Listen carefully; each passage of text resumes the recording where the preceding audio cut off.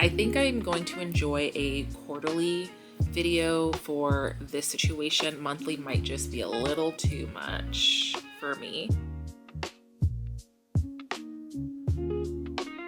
Hello, welcome to Gnomes and Novels. My name is Delinda, your mood reading bestie, and we are going to do a quarter 3 book release. This quarter, I actually have a lot of books that I'm really interested in. So I'm going to kind of gaze over here. My laptop's right here. I think I'm going to pop the covers and then I'm going to try and group them according to release date. So I will try and do that. So let's just get started. So let's do July 7, which is also my daughter's birthday. So our first book is Free Girls by Kristen McCallum. And this is a heartfelt coming-of-age debut about a girl starting over while keeping secrets. She spent the last year in juvenile detention. Perfect for fans of Nicola Yoon and Leah Johnson. So I actually haven't read any books by them, but 16-year-old Jasmine Cooper is back from 12 months at Guiding Heart's Home for Troubled Girls, and nothing is the way it was. Her mom has remarried, and now there's a big new house, shiny new family, and a fancy new school. Jazz feels completely out of place, and things only get more complicated when her mom insists that her fresh start include hiding the truth where she's been and cutting off people from her past. As Jazz settles into her new life, bonding with her seemingly perfect stepsister, making a close-knit group of besties, and maybe even falling for the cute girl in class, it starts to feel like her second chance might actually be real. But when a friend from the detention center reaches out to reconnect, Jazz worries that everything she's built could fall apart. How long can she keep her past a secret, and how many times can she spin the truth before she forgets who she really is? This reminds me of The Fosters. That was a fantastic show on ABC Family. Really enjoyed that one. Next, we have Every Version of You by Natalie Messier, or Messier.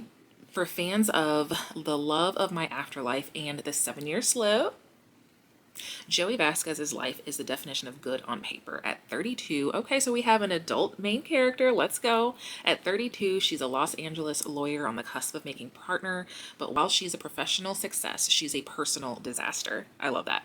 Her social life mostly consists of night spending watching TV with her elderly cat. Life isn't quite what she dreamed of when she was younger, but really whose life is. Oh, I already love this because, tangent, this is one of those moments where that question of like, what do you want to be when you grow up? I feel like sometimes can do more damage than good, because then you get here and sometimes life is not what it expected it. And then you have to process, the cards that you have actually been dealt. Oh, sorry. Went on a tangent on that one. Okay.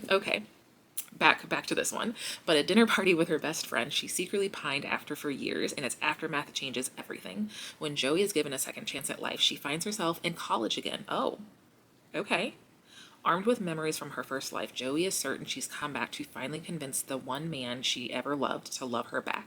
So why does she find herself strangely drawn to the man she thought she hated?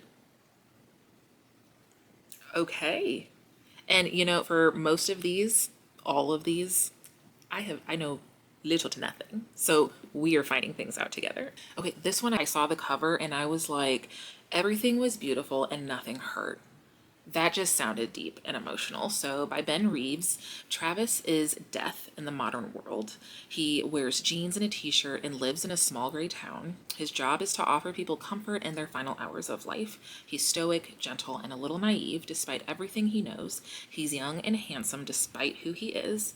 Each death he witnesses is meaningful to him. He listens, never judges, and most importantly, never tries to change anyone's fate. He knows that every life must eventually end to maintain the balance of the universe, and he respects the cycle. Then he meets Dahlia, a midwife, and her boisterous 8-year-old daughter, Layla, who live across the hall.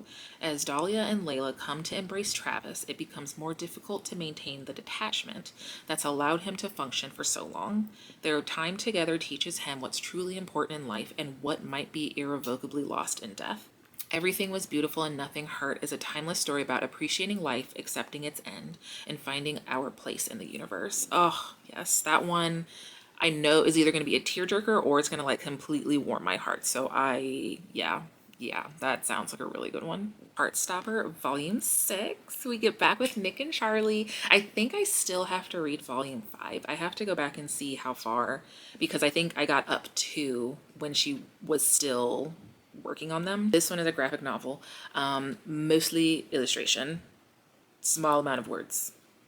I love this story because it is not just about the first love in high school, but there is a lot of mental health representation as well. So, and this has been adapted to a show on Netflix. This tagline is "Boy meets boy, boys become friends, boys fall in love." So that's the tagline. And then everyone in school knows Nick and Charlie. Everyone knows they're going to be together forever.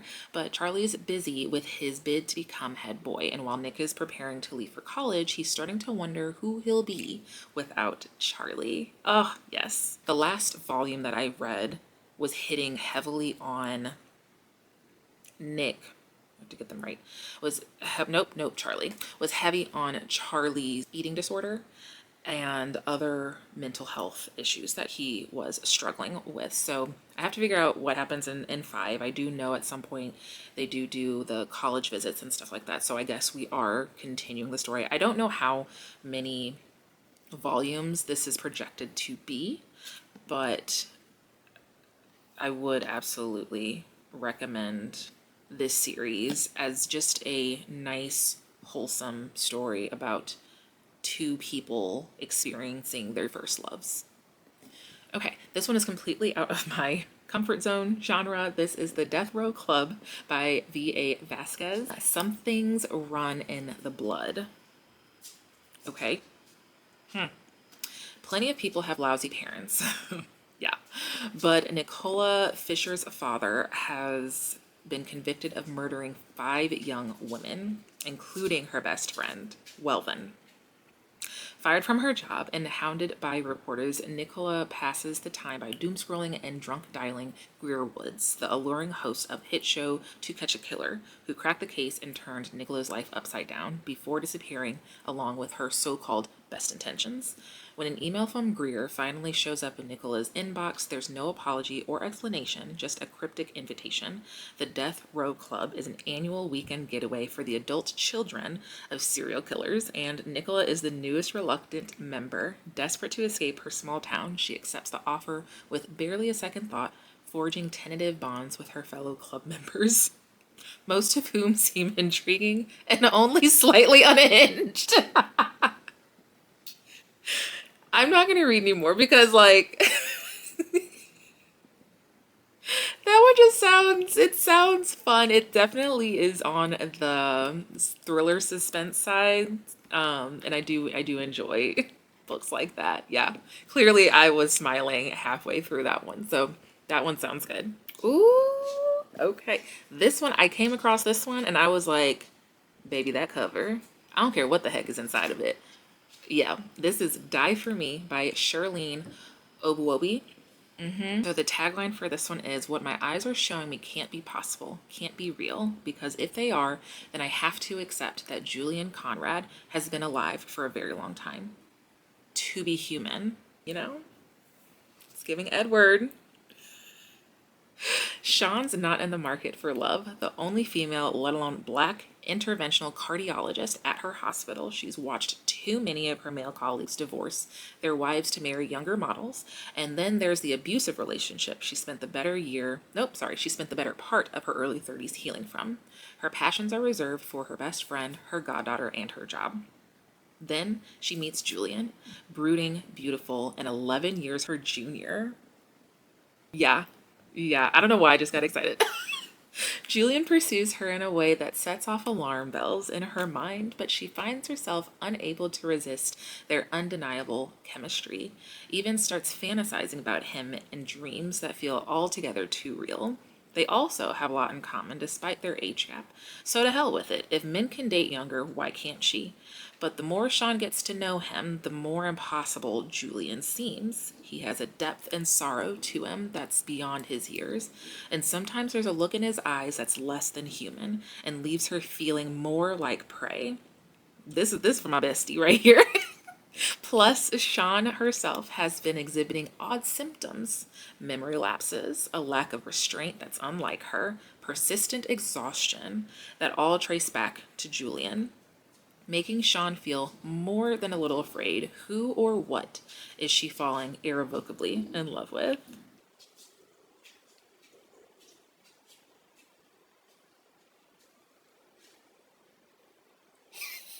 I got one running into things and one licking the door. Okay.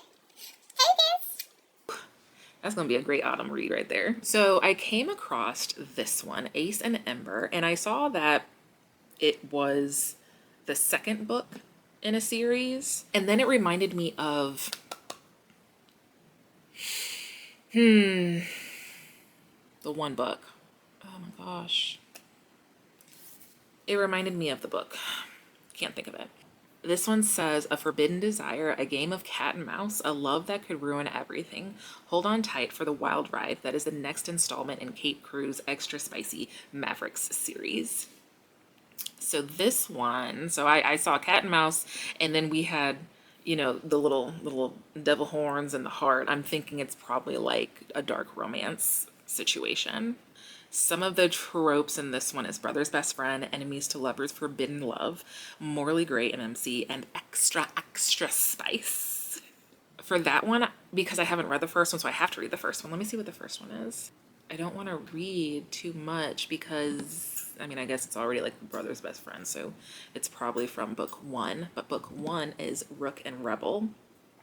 And, oh, she doesn't give tropes on this one, but yes, this one is another dark romance, probably crossing the lines of quite a few things. So if that's your jam, a dark revenge romance filled with tattooed bikers, hilarious banter, heat, and high speeds. I love banter. Like if the banter is top tier, then I'm going to read it. I love watching biker shows, but reading them, I don't think I've really read nothing that can like come off at the top of my head of any biker shows that or biker books that I have read. I'm probably wrong and I just can't think of it right now, but yes. Okay, Lightwing is book 2 in the Crown of Hearts and Chaos by the Twisted Sisters. I haven't read the first one. I do have it on my shelf just because I really enjoy Caroline Peckham and Susanne Valenti's writing and stories. They wrote Zodiac Academy. Even though I DNF'd it, I still really enjoyed the characters, the world building, and all of that. So this story, and I'll actually read the synopsis of book 1, which is Hollow. I also don't know how many books is expected for this one. Book 1's synopsis: don't listen to the whispers of the woods, don't trust the man cloaked in shadow, don't earn the wrath of the scattered spirits, don't go out after dark. The great hunt begins once every 50 years, and only the champions willing to face death to shatter the curse dare to enter. The champions and me. I'm no warrior, no swordsman, and certainly no fae, but the forest is my only hope. To enter those trees is to walk willingly to my demise, but I need the boon the forest will grant the winner, and I'm willing to risk it all for a chance at claiming it. I just never expected to face him beneath those trees, the beast who strikes fear into the desperate people of all the lands, the monster who commands the legion of hollows and makes our plight 1,000 times worse. The hollows are empty of all things, but none are so heartless as him. Prince Bane intends to be the death of me, but I have an oath to fulfill before I'll let him have me, and I'll do whatever it takes to achieve it. I'm Ferris Creed, and I'm going to unite the lost spirits who once bound the wandering trees in place, return the scattered amulets to the core of its corruption, and use the winter's boon to change my fate. Come wretchedness or torment, through the trickery and deception, I will get what I came here for, and no one will stand in my way, not even Prince Bane. And it just says that Hollow is a dark romantasy. And then it looks like book 3's title is Moonsinger. I do like these covers though. Something about the covers, and it's very different from like being stuck in the Zodiac Academy world. So the other book I had on here was The Case of Elmwood Ranch, but it does not look like there's much information. So I will just put it on your radar because it looks very cute. A legacy supernormal investigator, loner horse rancher, and a haunted house. So I will just kind of keep my eyes open for whenever this one decides to be released. The Story Keeper by Kelly Rimmer. I don't really know when I saw this one and was like, oh, this sounds interesting. I think it might have been a cover pick. In the aftermath of a tumultuous year, Fiona Winslow finds solace in the decaying grandeur of Ruimbira and the Rambley family estate she once called home. Intent on restoring it, she discovers the key to more than just the dilapidated mansion. Beneath the crumbling plaster and dust are secrets that have been buried for a generation. When a curious book, The Midnight Estate, catches her attention in her late uncle's library, Fiona is plunged into a tale that mirrors her own, a story of love, loss, and betrayal. But as the lines between fiction and reality blur, Fiona must ask herself, is the true mystery the one hidden within the walls of her ancestral home, or is it within the pages of a book that chose her as much as she chose it? Okay, that one kind of reminds me of The Thousand Doors of January, I believe is what it's called. Second Chance Trailer Park by Katie Powner sounds absolutely adorable. This charming and heartfelt story is perfect for readers who loved Mrs. Quinn's rise to fame. Never heard of it. 52-year-old Meredith McGillicuddy is not having a midlife crisis. She's just ready for a change of pace, that's all. The fact that she lied to get into a retirement community has nothing to do with being passed over for a promotion at work, nor her recent breakup with the only man she's ever loved. Nothing. Meredith only wants some peace and quiet to sit on a porch in elastic waist pants and mingle with other mature individuals who value a life of serenity. But the residents of the Peaceful Pines retirement community have other plans for her. These quirky and endearing neighbors seem to know her better than she knows herself, and they decide Meredith's life is only just beginning. Oh, that sounds adorable. And it sounds like it's just going to be a story that I am going to read with a smile on my face from start to finish. Sea of Charms. I have been very this is one of my most anticipated reads for this year. This is book 3 of the Spell Shop series by Sarah Beth Durst. And with this series, I would say you can read them however you want. It's not a hard read book 1, 2, 3. There is some slight overlap, but it's nothing super spoilery. So in book 3, and I actually don't remember which character this is. Book 2 was not really my favorite. I think that was the greenhouse one, but the Spell Shop was very, very cute. Marin is a supply runner with her own boat that she sails from island to island, delivering whatever anyone will pay her to deliver. Letters, flour, even the occasional enchanted lemur. It's a lonely life, but it's hers. She wouldn't trade the freedom of the sea for anything. Her only companion is a sea serpent, Perry, whom she saved from a fisher folk's net. One day she sails to Elysium and discovers the city is on fire. There's been a revolution and the empire has fallen. Marin with Perry begins transporting refugees, finding them new homes where they can start over. One such refugee is Dax, a composer who refuses to leave behind his instruments no matter how much she tries to empathize the gravity of the situation. Intrigued by his stubbornness, his passions for stories, and his charming smile, Marin discovers perhaps she isn't saving him. Maybe it's the other way around. Sarah Beth Durst is I would say, the queen of cozy fantasy. She just knows how to do it right, and the characters are always going to be super quirky and fun, and you're just going to fall in love with them. Getting Away with Murder by Sherry Lapina. I enjoy Sherry Lapina's books because they are always a wild cast of characters and no one can truly be trusted. So this one is Jill and Ted adore their New York brownstone the way others adore their children. They have carefully, expensively made every inch of it their own. It reflects who they are, their status and tastes. With the grand mahogany staircase and state-of-the-art kitchen, it is a stuff of glossy magazines and real estate dreams. It is their sanctuary. So when Ted's inheritance runs out and he makes a bad investment, they panic. How can they protect their beloved home and enviable lifestyles? The answer is obvious, or at least it is obvious to Jill and Ted. The death of one wealthy family member from who they stand to inherit millions could solve all their problems. Together, they will get away with murder. as long as they trust each other, as long as neither makes a mistake, and as long as there are no surprises. This is going to be a good time. Sherry always delivers, and I'm here for it.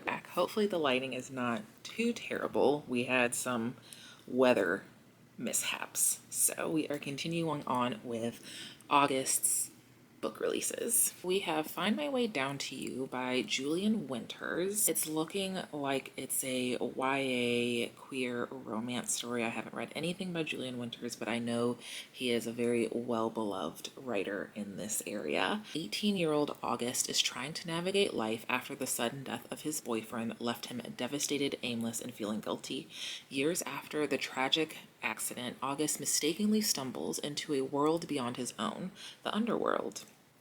Unlike his own gray existence, the underworld is a lavish, extravagant place full of mystery and a flurry of charismatic gods, all curious about August's arrival in their world. Realizing right away the opportunity in front of him, August goes searching for his lost love, guided by Carrie, the smoldering, broody farrier of souls. But the more time August spends down below, the more his intentions begin to blur.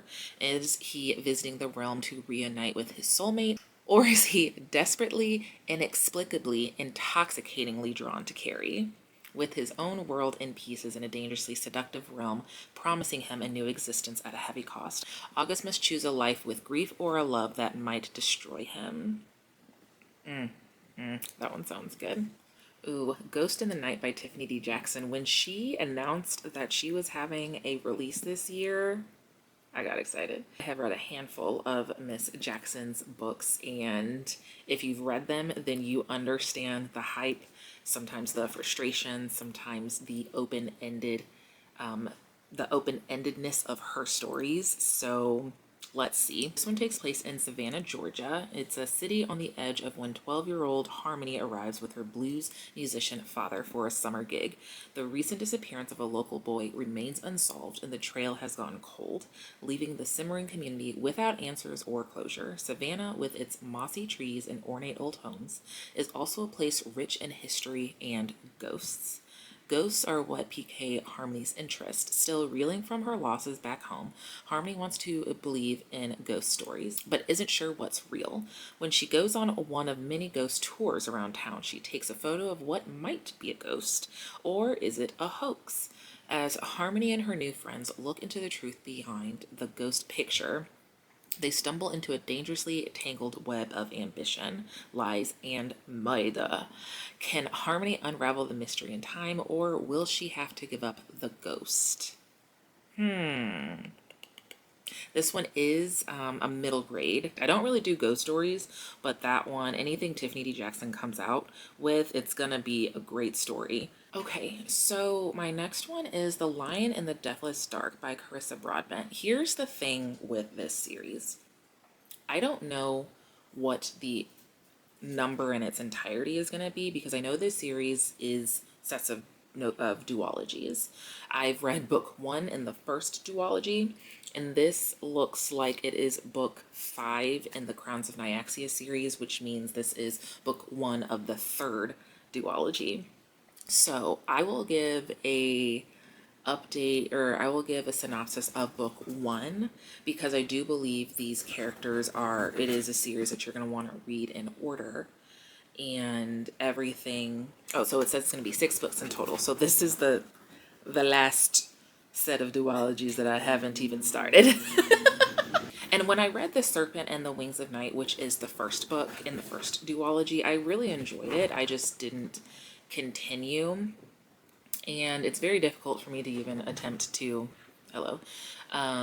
explain. So this one, it says, for humans and vampires, the rules of survival are the same. Never trust, never yield, and always, always guard your heart.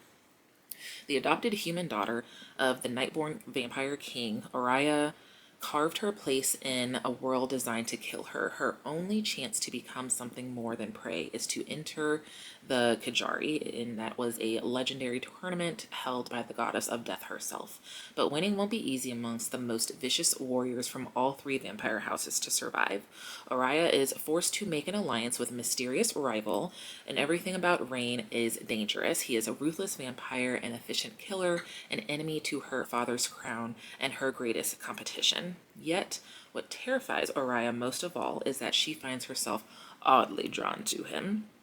But there's no room for compassion, and the Kajari war for the House of Night brews, shattering everything that Araya thought she knew about her home, and Rain may understand her more than anyone, but their blossoming attraction could be her downfall in a kingdom where nothing is more deadly than love. So I do remember Araya being, like it says, an adopted human in this world of vampires. This challenge is very dangerous because she is the only human in this world. So obviously you have vampires, you've got fae who are stronger, faster, they are natural killers, and all of these things. And so somehow she is going to, you know, insert. Like I said, I haven't continued on with the second book yet of this duology. I forgot that there is a novella in between Six Scorched Roses. And I think if I remember correctly, when these were coming out, the character in Six Scorched Roses might be like the next set of duologies or something like that. Like there was an importance to read the novella in between. So we will see. I might reread that one again just so that I have a more clear grasp of the story. This next one is kind of up in the air because it is number 4 in Off the Ice series, and it is Embraced by Bal Cabra. Now, I am not a huge sports romance person, and the series that I just read, Fight and Gory, it was a military romance, but there was also some hockey involved in the first couple of books. But I just don't care for the sports romance. I don't really care to watch the sports, none of that. So it really just kind of takes a special author for me to really enjoy it. And I thought this cover was super cute. Yeah. So I'm going to give it a try. I'm not going to read the first 3 because no, I don't want to. I don't want to. So let's see here. We have Kian Ishida is all about parties. Okay, so we've got a party boy and hockey and living in the moment. Okay, but when he realizes he's headed to the NHL without his degree, his late dad's one wish for him, he's determined to make up those last few credits. Desperate for help, he joins a study group led by none other than Scarlett Kilner. She's as gorgeous as she is smart. Too bad he doesn't know yet that she's his coach's daughter.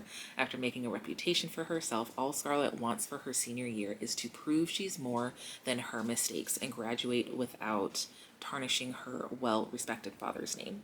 But when Keon, one of her dad's star hockey players, joins her study group, things get complicated. As Scarlett helps Keon, their study sessions turn into something more. Stolen glances, lingering touches, and a connection neither of them expected. Keon has to decide what's more the dream he's worked for his whole life or the girl he never saw coming. I tried to read the one L. Kennedy story that was a tutor and sports player also, and I didn't really get too far into it. They're turning it into a show now. I'm not watching it, but I think this one might be kind of cute. I might be able to get into this one. Okay, so our next one is A Trade of Blood by Robert Jackson Bennett, and this is actually, I didn't realize that this one was book 3 of the Shadow of the Leviathan series. Had no idea.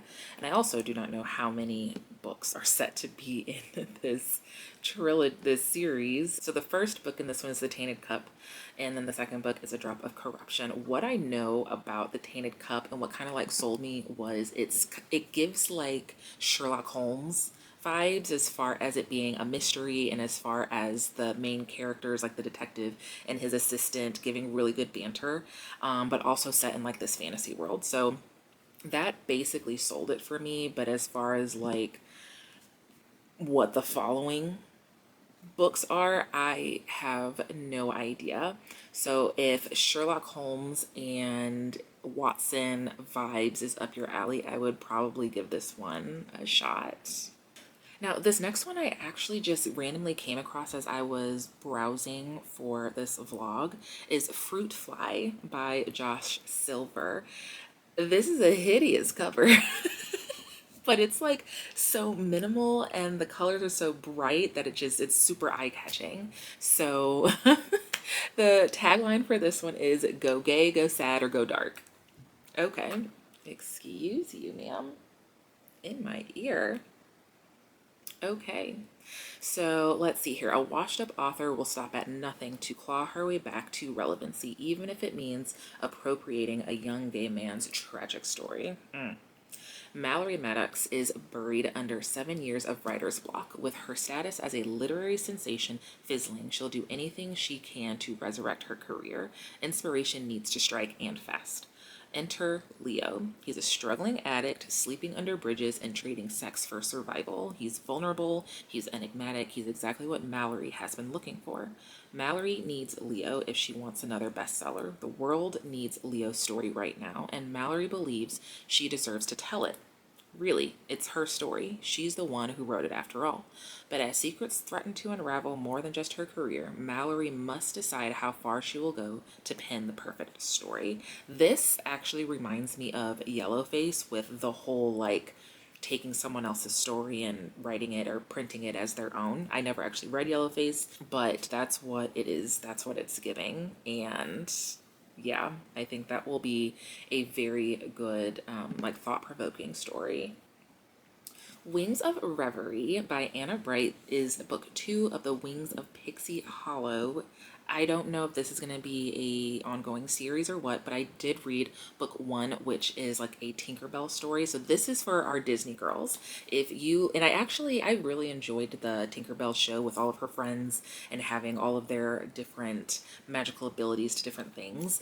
If this turned into like that for each of those fairy friends, I would absolutely love that. But I don't know. So this story follows Periwinkle. And I don't think it's gonna be one of those where you have to read them in order, but I mean, why wouldn't you? It's, When Frost Fairy Periwinkle travels too close to the forbidden border where spring meets the winter woods, she unknowingly discovers a thread of a lost magic, and for the first time she begins to dream. While Periwinkle's dreams start sweet, they slowly morph into more disastrous visions of the pixie dust tree, the life source for all of Pixie Hollow, destroyed. Soon Periwinkle is confronted by a sparrow man who knows, 1, that Peri has been dreaming, and 2, that the winter woods is in terrible danger. The infuriating handsome stranger introduces himself as Weaver, claiming to be a dream talent, the last of his kind. There's a chance he can spin Periwinkle's dreams into dream threads, which could protect the pixie dust tree, but to do so, they will have to embark on a quest to find a magic spindle and scissors in the legendary Lost Fairy workshops of Dream Talent's past. Peri begins a reluctant journey with Weaver through the uncharted heart of the winter woods, but dreaming is dangerous, and as Peri's dreams begin to unravel, she will start to question everything she thought she knew. For in winter, even beautiful things can hurt you, and Weaver is no exception. It's just, sometimes you just need a nice, soft, feel good, like reminiscent of your childhood. And that is exactly what I am gonna get with this story. Next I have is Death Card by Jasmine Smith. This one says it's a dark contemporary fantasy featuring witchcraft, tarot, death, and a bit of romance that's perfect for fans of Immortal Dark and Cinderella is Dead. On an ordinary Monday morning, 18-year-old Michaela Broussard receives the shock of her life. During a customer's tarot reading at her family's occult shop, she turns over the death card and envisions the beautiful stranger stabbing her in the heart. In order to determine why the girl Joelle wants to kill her, she'll have to keep her close. But the more time Michaela spends with her soon-to-be murderer, the more irresistible she finds her, obviously. As if imminent death isn't worrisome enough, witch is turning up with their magic stolen, and it's clear some very dark magic is at work. Michaela, as the next witch queen of her coven, is tasked with figuring out who's behind the horrific acts, a mystery that will put her and her power to the test. Ooh, that one sounds, not only is this cover stunning, but I haven't really read too many books with tarot cards in them, so I don't know much about the tarot deck, but this one sounds pretty good. Okay, I am excited about this one. Have I read the first book? I have not, but I have books 1 and 2. I do. This is Season of the Serpent by Suyi Davies Okongboa. This is book 3, and I believe it's the finale for the Nameless Republic trilogy. So let's see what book 1 is about. These covers are just, these covers are absolutely stunning. So book 1 is Son of the Storm. Let's see. In the ancient city of Bassa, Danzo is a clever scholar on the cusp of achieving greatness, only he doesn't want it. Instead, he prefers to chase forbidden stories about what lies outside the city walls. The Basai elite claim there is nothing of interest. The city's immigrants are sworn to secrecy. But when Danzo stumbles across a warrior wielding magic that shouldn't exist, he's put on a collision course with Bassa's darkest secrets. Drawn into the city's hidden history, he sets out on a journey beyond its borders, and the chaos left in the wake of his discovery threatens to destroy the empire. This one gives me like a mix of The Lies of the Ajungo mixed with Blood over Brighthaven. And those two together, I just got really excited. Actually, Son of the Storm is on my summer TBR for the next couple of months, so I am hoping that I can get to this because yes, that sounds fan-freaking-tastic. Okay, so I thought this was a really fun cover when I saw it, and now I'm like, wait, is this a real book or is this like, I don't know, like a coffee table kind of read? The Divine Gardener's Handbook, or What to Do If Your Girlfriend Accidentally Turns Off the Sun by Eli Snow. And it just says a pure chaotic good time. Let's see. So The Divine Gardener's Handbook is a sapphic dystopian fantasy of botanical sabotage, a questionable god named Saul, and a woman falling for the person most likely to ruin her life. Okay.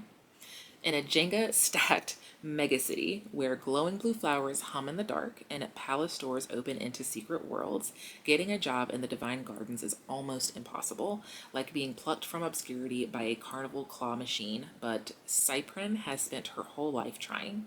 Her only chance is winning the annual flower pageant, dominated for 5 years by Purcell, a brilliant head gardener, unbearable rival, and the one person Cyprin can't stop thinking about. When Cyprin cheats her way to victory, she's thrust into a world of sentient plants, ancient secrets, and a god who turns out to be just some exhausted man with a very good garden. I hope the audiobook is top tier for this because that sounds hilarious. And what begins as a rivalry, heated glaring, and increasingly personal acts of welfare spirals into something much more dangerous.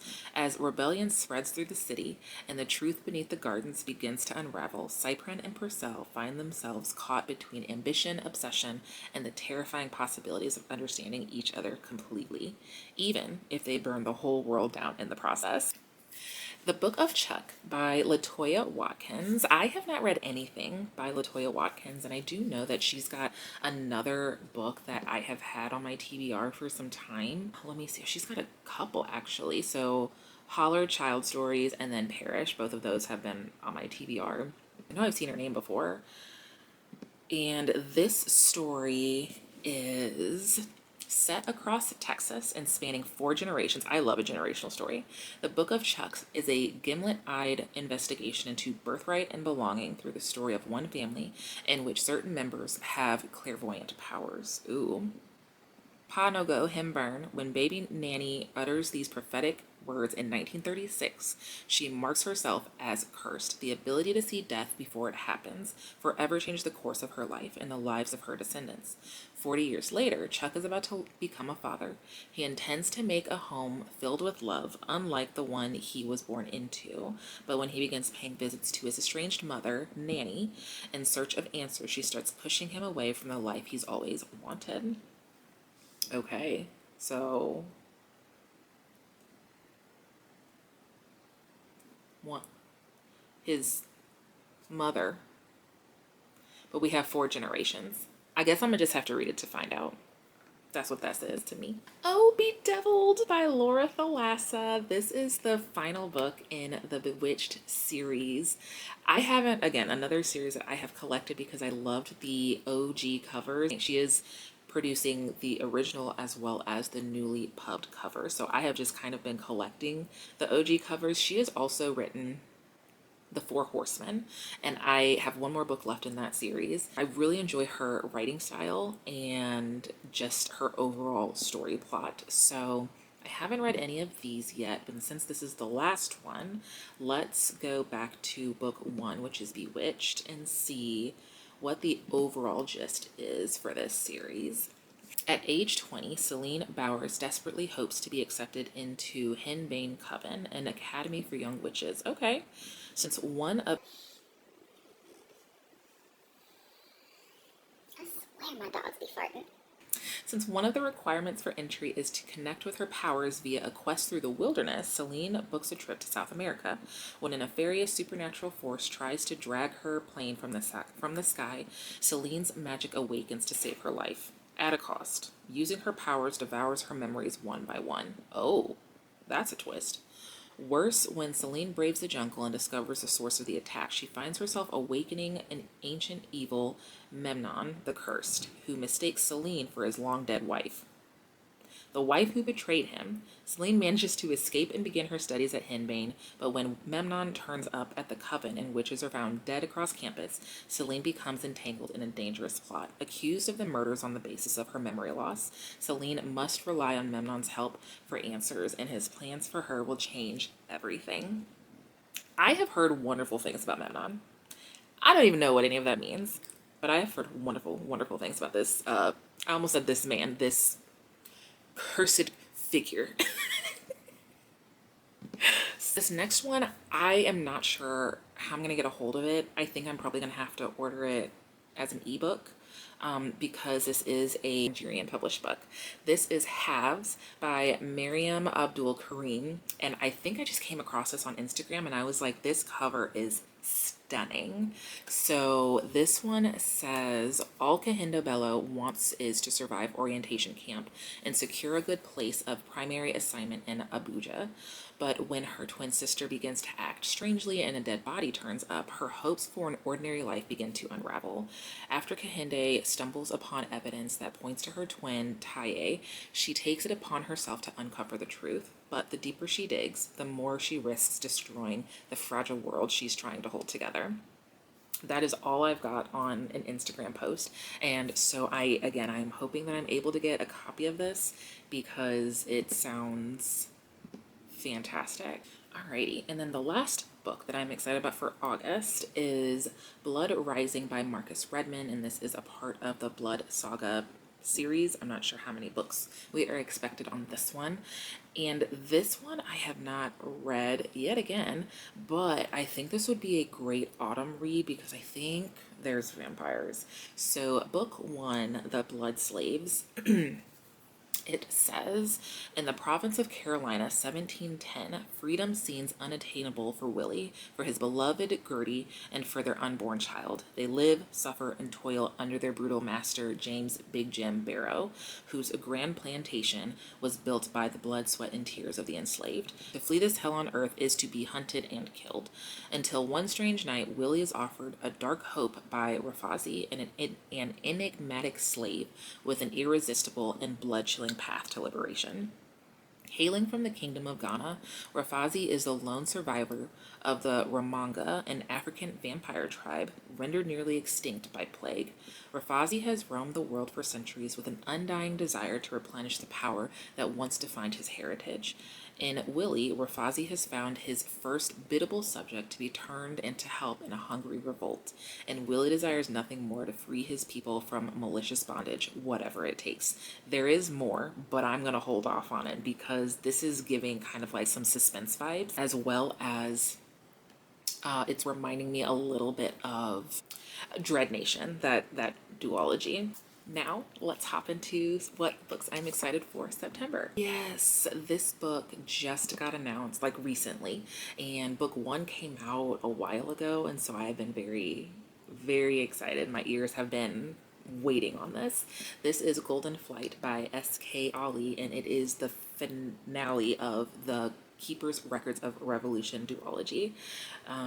This one is set in the future where like there is a world in the sky and on the ground, and there is a bridge that connects the two. So book one's synopsis, this is fledgling. Book one says, would you trade love for peace? Riza of Upper Earth has only lived a life of privilege and acquiescence. Ever dutiful, she accepts her father's arrangement of her marriage to Lean, crown prince of the corrupt, volatile lands of Lower Earth. Though Lean is a stranger, Riza knows the wedding will unite their vastly different worlds, and a pact of peace, an infusion of Upper Earth technology into Lower Earth, will usher in the final age of enlightenment, ending war between humans forever. Or is justice more urgent? Newly released from imprisonment, Nada of Lower Earth has found her own calling, disrupting the royal wedding. Convinced her cousin Lean's alliance with Upper Earth will launch an invasive, terrifying form of tyranny, Nada sets out undercover to light the spark of revolution. When Riza goes missing a week before the wedding, all eyes turn to the rebels, including Naif, Nada's twin brother, a fugitive on the run. And when Naif and Riza meet, the long simmering animosity they feel towards each other's worlds slowly burns away into something unexpected. This book was so good when I read it. There are a lot of parallels to the world we live in today, and it is multi-POV, and it is dystopian with a lot of tech talk as far as like what enlightenment means in this story. But I am excited for book two just to see how it kind of wraps up. Oh no. Okay. Divine Oaths by Elizabeth Agyemang. It says Ninth House meets Legendborn. Loved Legendborn. DNF Ninth House, try to pick it up again, DNF'd it again. So what that just tells me is that this is probably a dark academia, and it's a debut. Okay, so we have Westfield University was supposed to be Sienna Adu's dream school, but when she's on the cusp of attending the elite academic institution hidden in Virginia's swampland, an unexpected tragedy changes everything. And one day, Sienna loses her family and gains an extraordinary power, the ability to see lifelines and witness other people's pasts and futures. I am now intrigued. With all she's lost, Sienna puts her college dreams on pause and spends her days navigating dead-end jobs and not-so-secret crush on her coworker. But when Qasim St. James, the undeniably handsome heir of Westfield, approaches her with a strange request, the future Sienna has long deferred becomes a dangerous new reality. Worried that her powers are now tied to Qasim, she has no choice. Fate has called her to Westfield. At an academy where secret societies abound, connections are everything, and an ominous history stretching back centuries determines the future, Sienna and Qasim must piece together the past to undo the curse that binds them together. Okay. Pull my arm. The Disappearers by Marlon James. The Disappearers is a forthcoming novel by Marlon James set in 1980s Jamaica about a group of gay men who are brutally attacked while rehearsing a play, forcing them to confront trauma, violence, and their identities as they navigate survival, revenge, and loss. Short, deep synopsis. I like it. In and out. In and Out. Writer in Residence by Rhonda McKnight. I am very excited for anything this woman puts out. She will give you the best heartfelt romance with really rich family history without even with it being a closed door. Like, oh, fantastic. Writer in Residence. It says, sometimes the stories you need to write is your own future. Alexandria Alex Chambers is a writer who has lost her words. Facing a crushing case of writer's block and a looming deadline that threatens to end her career, she accepts a writer-in-residence position near Edisto Island in South Carolina Lowcountry. She expects solitude, Spanish moss, and the time to salvage her next novel. She doesn't expect Gabriel Scott. Gabe is everything Alex isn't ready for, handsome, steady, and a best-selling author. From the moment he walks back into her life, 10 years after a fleeting encounter in his bookstore, the chemistry is undeniable. He challenges her to stop hiding behind her laptop and start living the story she's afraid to tell. But amidst the ancient live oaks, Alex also discovers a profound connection to the Gullah Geechee culture, a heritage she never fully understood until now. Guided by the quiet wisdom of Miss Kate, an elderly Gullah cleaning woman with losses of her own and a blood-deep pull toward a past that refuses to stay buried, Alex begins to unearth family secrets that reshape her identity.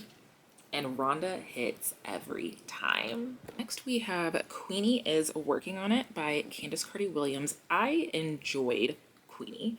I have also really liked her other book, People Person, but I was not expecting a part 2 to Queenie's story. Now I will have to reread Queenie because it has been some time since I actually read it. I do remember it being very like, it's this girl in her 20s having relationship issues, having work issues, having home issues, just like there's just issues. So she was very relatable, but at the same time, I know she like annoyed the crap out of a lot of people. So this is part 2 of her story, and this also has been adapted as a TV show. I am waiting to read more about this woman who somehow I can just relate so much to. The Exorcism of Fairies by J.L. Vampa. This is actually, I think, getting traditionally published, so that is why it is on here. And this is the first book of the Morbid Realities series. I'm not sure if this is a completed series or not, but it just says book 1. So, and I do know that this one is a little bit darker, a darker fantasy than I would normally go for. So it says she is the daughter of morticians studying botany at Trinity College, Dublin. He is her morbid anatomy professor, and the Fae are possessing the good people of Dublin. Only Ada and Professor Murdoch can exorcise the Fae, but can they fight their forbidden feelings for one another in the process? It is said they are but lure. It is said they are but demons. It is said that this is but a plague. Wayward spirits, ghosts, specters, ghouls. The truth beckons. Tick, flick, tick. The clock keeps time with the candle. Until they all get sick, wax slides down the gilded stick, and the Fae invade with bramble. Okay. So yeah, this is more dark romance, or a darker fantasy romance with some gothic vibes. Not typically my cup of tea, but this new cover is actually, now that I'm like looking at it up close, this new cover is, it's giving something. What is this feeling so sudden and new? Next we have All My Sisters and Me by Cheryl Lister. Instead of growing closer over the years, sister-in-laws Giselle, Kenya, Chanel, and Nichelle are more distant than ever. After 7 years of marriage, Giselle is still childless with the pangs of jealousy and feelings of inadequacy mounting each day. Kenya loves her husband's family, but she and Giselle have never gotten along, and she's tired of always trying to keep the peace. Newly married Chanel is ecstatic to finally have the family she's craved all her life, but the ongoing feud between her two sister-in-laws threaten that harmony. Meanwhile, Nichelle is still trying to find her place in a family that would have been hers, until the untimely death of her fiancé. As everything comes to a head during the week-long anniversary celebration, the truth could tear them apart forever or bring them together as sisters they were meant to be. I'm sorry. Yep, Okay. When is this? The 8th of September? Okay. Next we have Anger is Only a Shadow by the Elizabeth Acevedo. Oh, I have been waiting for her to come out with something else. She had her adult debut come out, I think it was Family Lore. That one was a little iffy for me, but she nails it with the young adult middle grade space every single time. So this one says, Lil is anything but small. She's rebellious, she's loyal, she's figuring out what kind of good person she wants to be, or if she wants to be a good person at all. But more than anything, Lil wants to be free. When her instinct for freedom leads to another stay in DC juvenile detention, Lil knows she's lucky to just be on probation. But judgment, guilt, and an ankle monitor weigh heavily on her, and she can't shake that pinned down feeling. The only person who might understand her is her big brother Aldwin. Except he's more distant now than just the 100 miles from his college. Something's been off for him for several months, but only Lil seems to realize how important it is to get to him. As her court hearing ticks closer, a question looms over Lil as the missed phone calls and strange texts from her brother pile. Will she stay put or put her future freedom on the line? I'm intrigued. How did Lil get here? What's going on with her brother? Yes, absolutely. And Elizabeth Acevedo also narrates her novels, so top tier, top tier. This next one I actually just randomly came across and I was like, oh, that sounds so freaking cute. Thank You for Remembering by Emily Harding. This one is, I believe, a amnesia trope, which I know a lot of people are not big fans of, so completely understand. Growing up, Marnie Stevens believed in magic, that destiny was real, the universe had a plan, and every problem could be fixed by one of her grandmother's many crystals or mantras. But now at 30, oh, we love an adult NC. But now at 30, Marnie's dreams have fallen by the wayside as real life proves to be more difficult than divine. That's all about to change, though, thanks to her upcoming move from LA to Boston with her boyfriend, Matt. Sure, she still has some nagging worries about the future, but those things will work themselves out. She just needs a fresh start. Unfortunately, that's exactly what Marnie gets when she wakes up at a hospital in Boston with no knowledge of how she got there. Her doctor tells her she suffered a head injury. Matt insists they broke up months ago, and most distressing of all, her hair is somehow 8 inches shorter. Nothing makes sense, but one thing is clear. Marnie has no memory of the past year. Soon she's discharged and finds herself in an apartment she doesn't remember with a new neighbor, Ben Morgan, a man she's sure she won't forget. Now, with the clues she finds scattered around her home and Ben, who knows Boston like the back of his hand, Marnie sets out to retrace the past year to figure out where things went wrong and set them right. But despite what her grandmother always told her, there's no magic to make her recovery easier. Between doctor's visits and treks across the city in search of her lost memories, the last thing Marnie needs is to start falling for the grumpy and incredibly attractive man helping her. But the universe has other plans, and it's not long before Marnie begins to wonder if fighting for the past is as important as the one person who could be her future. It sounds very, very cute. And I do love the cover. It's giving like, our little book totes. Very cute. The Commons by Rebecca Ahim, and this is the first in a new series, The Commons World. Now, before going into this one, I am not a huge fan of trials. I think that trend has kind of it came in like a freight train and it kind of went crazy. So you must learn to think, act, and look like everyone else or face death. Fitting in at a school just went to a whole other level. What do you do when all your thoughts are being measured to make sure you are a common copy of everyone? What do you do when you are graded on how common you are? Your future depends on your ability to conform. Enrolled in a 22nd century elite school where being common is celebrated, 18-year-old prodigy Shantavia Lerogoski is seen as a threat because she is too intelligent. When her sister goes missing, she must sacrifice everything, including her intelligence, to discover the shocking truth about the Commons and save her sister before it is too late. Despite being valedictorian, Shantavia was supposed to take a gap year, living a peaceful life free from expectations. Now her sister has gone missing from the elite college that controls the entire world, the Commons. Now she must find a way to enroll. Upon arrival at the highly technologized and guarded school, Shantavia begins a series of 6 inhumane, deadly tests in the 6 study zones of the Commons. If she does not complete these tests, she will be eliminated. But eliminated to where? She doesn't know. In fact, no student does. Things get even more complicated when Shantavia's fate falls into the hands of the most formidable and powerful patron, Pesh. She is unsure if he is a friend or foe, so she must fight her dangerous attraction to him and question everyone, including her closest friends, or risk losing everything. Okay. I do enjoy, like, being within one book, the different areas that the trials take place. I have found that I enjoy that a little bit more than just, a test of sorts. Then we have Maisiewood by Tananarive. I haven't read anything by this woman. I still have The Reformatory on my shelf and I'm terrified to read it, but I'm going to. This is the year I read The Reformatory. This is the year. Scout's honor. All the Sinners Bleed meets My Sister the Serial Killer in this literary thriller following the grandson of a famous black actress from the 40s and 50s, now a filmmaker himself, who returns to his grandmother's cabin retreat in the California mountains only to encounter the legacy of her rage.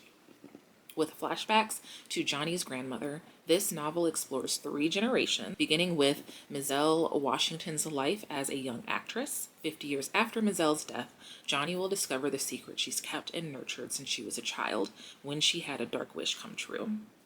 There's a monster in the woods outside her mountain retreat, Maisiewood, and it is lonely and angry. I don't even know what to make of that. So we might just find out together. Next is When the World Was Happy by Benjamin Alire Sans. He wrote Dante, the Dante book, and it was very, very cute. I didn't read part 2 of their story, but I do plan on it. But this cover, I absolutely loved it. So it says, I hope I don't butcher this name. It's very simple. Chi-Chi knows that he and his twin sister Emma led an unusual life. They enjoy spending time with their parents and grandparents, love to read, and don't have a huge circle of friends, and they're happy. Then, just a few months after they turn 17, 3 gunmen show up one morning at their El Paso, Texas high school, and everything changes. Chi-Chi loses a leg, and both he and Emma have friends who die. Suddenly, the world feels like a very different place. What they find hasn't changed or has only gotten deeper. Is their love for their family, their close friends, and one another. And as they begin to heal, they create their own little community, one that wields the power of humor, kindness, and hope.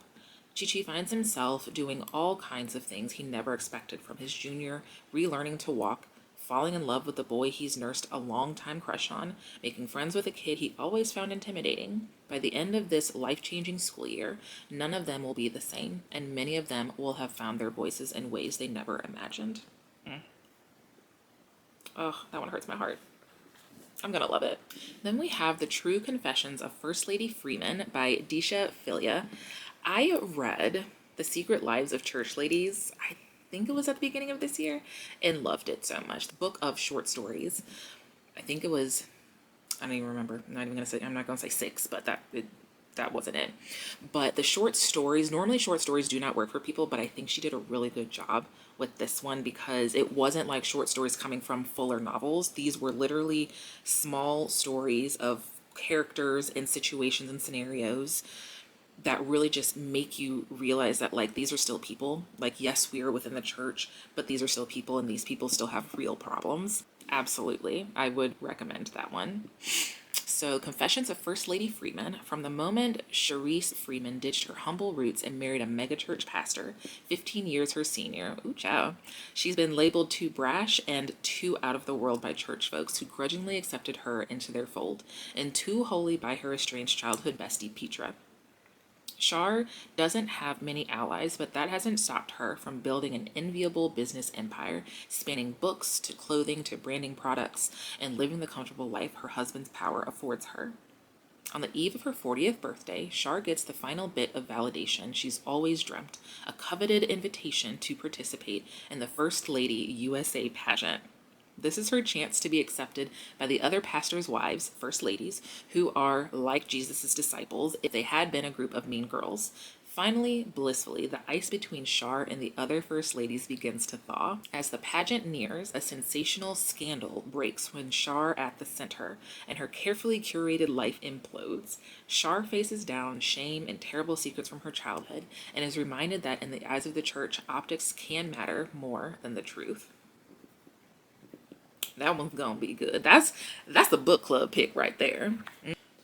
So this one I can't say too much because it is the second series within this world that Tira Mafi has created. This one is Escape Me, and it looks like this is actually book 3.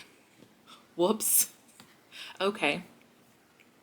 And what I know is this new series, this extended series from Shatter Me is called The New Republic, and it allegedly follows some characters we met throughout the Shatter Me series, but they're like, it's like a whole new, like, this is their story. So we have, the first book is Watch Me, and then book 2 is Release Me, so then 3 is Escape Me.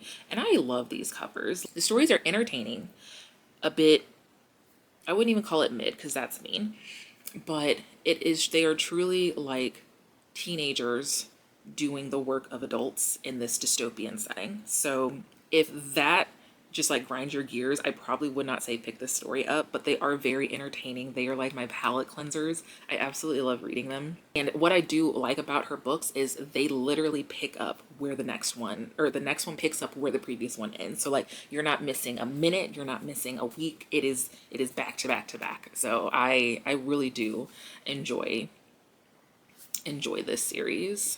But I'm waiting on the paperbacks to come out. And I don't know if I saw this somewhere, but I heard that hardcovers will come out and then like 6 months later, paperbacks will come out. There's another book that I'm waiting on the paperback to come out because I had the first one in paperback. I don't know. What is that about? So The Dreamless by Jen Williams. I had no desire to read this book. This cover, hello. I haven't read the first book. I had no desire to read the first book because I don't know. It's like a weird swamp dragon thing. Like, what is that? I don't know. But we're gonna read a little bit about it, and then we'll figure out what we're doing. So book 1 in the Sleepless duology is God Killer Meets Powerless. So both books I have DNF'd. God Killer was not bad. It was a bit slow for what the plot was wanting, what the plot was. Powerless, just read Hunger Games. That's it. That's my gripe about it. So this is an epic gods and monsters romantic fantasy. So let's see here. Welcome to a world where gods and monsters roam the earth. Elver is the guardian of the wild and dangerous monster forest. Saved from the brink of death by a god, her skin will poison anyone she touches. Okay. Artair is on a mission, one that takes him face to face with Elver at her most ruthless, but her defenses are useless when she discovers he's the only human impervious to her deadly gift. For Artair isn't human. He's one of the sleepless. What the heck is a sleepless? Cursed to share his body with an evil spirit. Okay? Lucian inhabits their body while Artair sleeps, and he is hell-bent on manipulating Elver for his dark purposes. But Elver is harboring secrets too, and she has her own reasons for feigning an alliance with these two souls. Caught in the crossfire of gods, monsters, and a dangerous magic they can barely understand, it is only a matter of time before the paths of the three of them choose to take will set alight the very foundations of their worlds. With a love triangle like you've never seen before, incredible world building, brilliant writing, and a dangerous quest. Okay. So this one is a love triangle situation. I was like, who the hell is this? Love triangles aren't my favorite either. Because why? We fight to be with one person, and then there's like a twist that makes us, be with this other one. So, anywho'ser. Yeah. I was like, ooh, The Dreamless Stunning cover. Oh, I have to get through the Sleepless first. So I am hoping that this Sleepless does not irritate me to the point where I don't want to read the Dreamless. That's the hope. Those are the books that I am excited to read between July, August, and September. That was a very long video. My God. Hopefully I was able to bring some new books across your timeline. If any of them sounded interesting, definitely drop them in the comments below. And if you've made it this far, leave me like a fox or an orange heart for the Dreamless. And don't forget to like, comment, and subscribe if that is your vibe. I hope you guys have an amazing rest of your day. Happy reading.